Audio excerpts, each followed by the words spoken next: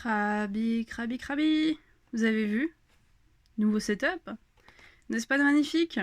On va voir si on le garde pour l'automne, mais en attendant, voici la nouvelle toupie qu'on va s'ouvrir.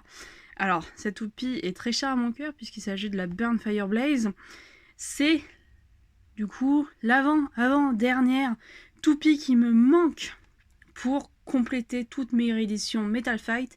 Et après, pour cette année, vous êtes tranquille, on n'entend plus parler. Enfin, sur ma chaîne en tout cas. Il s'agit du B158, c'est aussi je t'aime Gatinko, donc GT. C'est le volume 19 pour ceux qui s'intéressent. Et en fait, on m'a expliqué, donc Playmaker m'a expliqué que ce random booster était destiné à promouvoir le système Super King qui arrive bien sûr après la saison GT. De plus, on n'a que des recolors dorés, sauf deux, du coup la Burn Fireblaze et celle-ci que je ne saurais pas vous dire. Et ces dorés-là ne m'intéressaient pas du tout.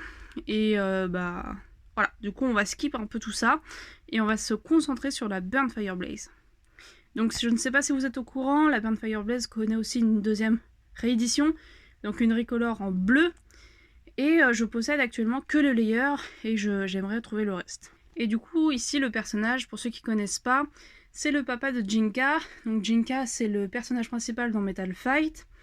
Et son papa débarque un peu en mode super méchant qui veut casser les fesses à son fils pour lui faire comprendre qu'il se donne pas à fond dans le Beyblade et du coup après on découvre que c'est finalement son père et il va l'aider tout le reste de sa vie. Voilà, j'ai résumé en grosso merdo ce qui se passait. Alors, à l'intérieur nous avions une notice. Enfin c'est quelque chose, c'est les papiers promotionnels des prochaines toupies. Voilà, donc là personnellement je ne sais pas qui c'est, mais comme on m'a dit ça pouvait promouvoir le système Super King, je me suis dit ça pouvait être Helios et son autre confrère, mais en vrai j'en sais foutrement rien, donc je vais pas m'avancer. Ensuite, du coup là il propose des combos à tester. Je sais pas si quelqu'un a déjà testé, mais en vrai ça peut être intéressant pour quelqu'un qui possède déjà toutes les pièces, de s'amuser à tester, savoir si c'est vraiment pas mal ou un peu bullshit. Voilà. À l'intérieur, pour promouvoir le système Super King, avec cette toupie, j'ai eu ce petit truc. Donc je crois que ça s'appelle une Super King Chip. Et ça se met, tout simplement au milieu de la toupie, quoi. Voilà, et du coup ça permet une petite personnalisation. Donc c'est assez fragile, j'ai failli déjà le casser en l'ouvrant parce que je m'attendais pas du tout à avoir une pièce supplémentaire. Mais du coup c'est pas mal et... bon, voilà, va rester sur le côté, quoi. Alors, au niveau des stickers, pour la toupie, on en avait pas mal.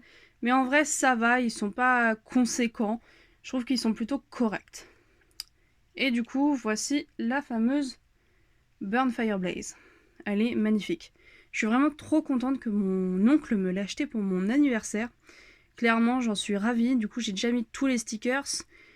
Vraiment la gravure et tout. Je trouve cette toupie genre une pépite et elle est assez massive. Elle est vraiment très très belle. Du coup, nous avons le layer Burn Fireblaze. Voilà.